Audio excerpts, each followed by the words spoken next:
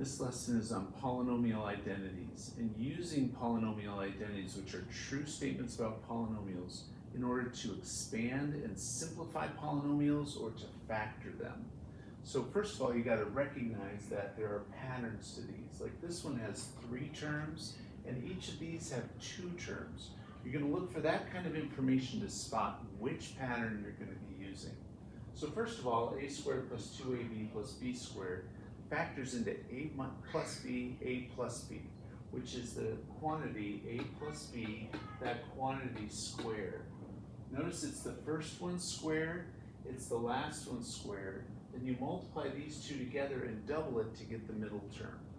Now, this one, sum of squares, in order to get that plus in the middle, we're going to have to introduce and use the imaginary unit, a plus bi and a minus bi. This way, when you multiply these last terms, you're going to get bi times negative bi is negative b squared I squared. The I squared is a -1. -1 times the other negative gives you a positive in the middle. That's what gives you the sum of squares. Now this one, difference of squares, doesn't need the imaginary unit, so it's just a plus b times a minus b to factor it out. Now, sum of cubes and difference of cubes, notice that in order to get the cubes, we're going to have to involve quadratics and linears in order to multiply to get a cube. So this is going to have a binomial times a trinomial for the pattern.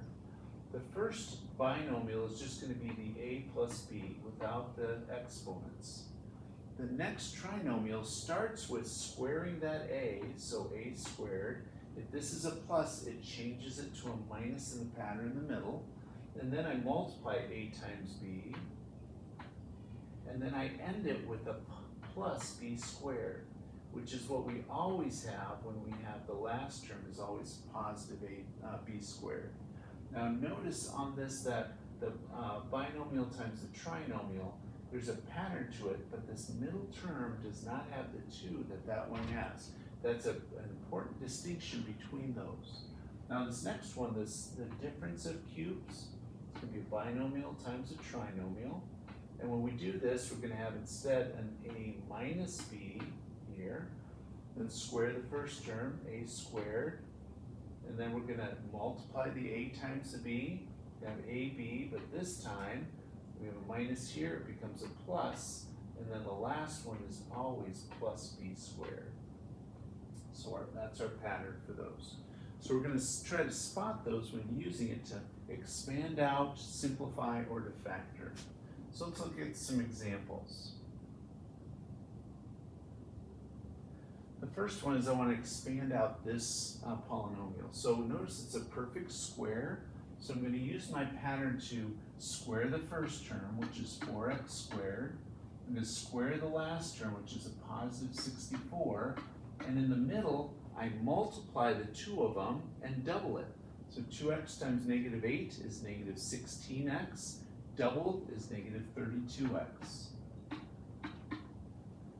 So that's that expanded and simplified. Now we're going to use these patterns to factor these. Now notice that you can look for important information to help you spot which pattern. These have cubes in them, so I'm going to use sum or difference of cubes. This one has a square, so I'm going to use, in this case, the difference of 2 squares. This one has a difference subtraction in the middle, so I'm going to use difference of cubes for this one. So I'm going to start with thinking of this as x cubed minus, and what cubed gives me 27? I'm going to think of it as 3 cubed. So in this pattern, wherever there's an a, an x will take its place, and wherever there's a b, we're going to have a 3 take its place. So let's go ahead and factor it into x minus 3 times, now square the first term, so x squared. We're going to change the minus to a plus, multiply these two, so you got a 3x, and then you square the last one, which is always going to be positive, plus 9. So using this pattern, we factored into this binomial times a trinomial.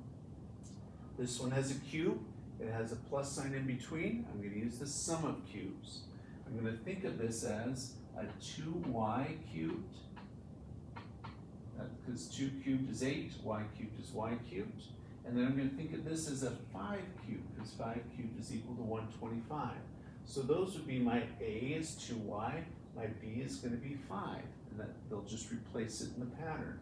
So I'll start with my binomial, which would just be the a plus b, or in this case 2y plus 5. And then I'm going to square the first one, so that squared gives me 4y squared. Then I multiply the two of these, I get 10y.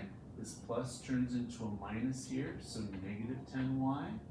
And then I'm going to square the last one, plus 25, to get the factorization.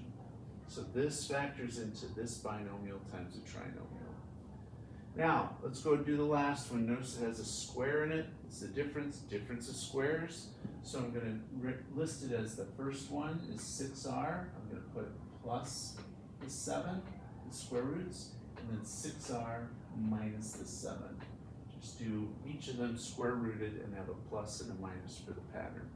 So what we found is that we've got these factoring patterns that also will help us simplify polynomials and factor them. You want to look for the binomial or trinomial pattern, sum or difference, to see which one works for the pattern of what you're trying to factor or to simplify.